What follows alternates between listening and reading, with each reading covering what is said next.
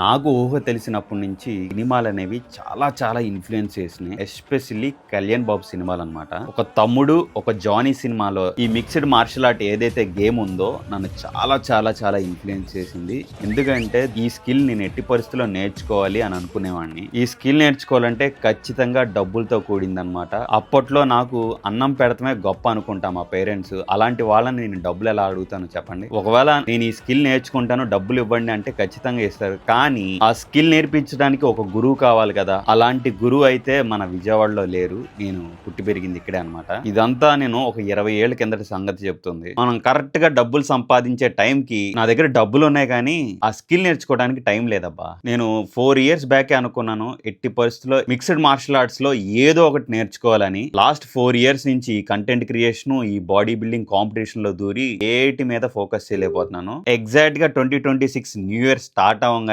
Year resolution పెట్టుకున్నాను. ఖచ్చితంగా ఇయరే మనం నేర్చుకోబోతున్నాం ఈ స్కిల్ అని. కాకపోతే మనం ఇండియాలో నేర్చుకోవట్లేదు, కంట్రీ దాటి బయటికి వెళ్తాను. ఒక 50 డేస్ అనుకోండి ఈ ట్రైనింగ్ క్యాంప్ అంతా. సో ఇంతకీ నేను ఏ కంట్రీ వెళ్తున్నానో కింద కమెంట్ బాక్స్ లో కమెంట్ చేసి చెప్పండి. And also a mixed martial art అయితే నేర్చుకుంటున్నానో ఇక్కడ కనిపిస్తున్న లిస్ట్ లో చూసి గెస్ చేసి కమెంట్ చేయండి.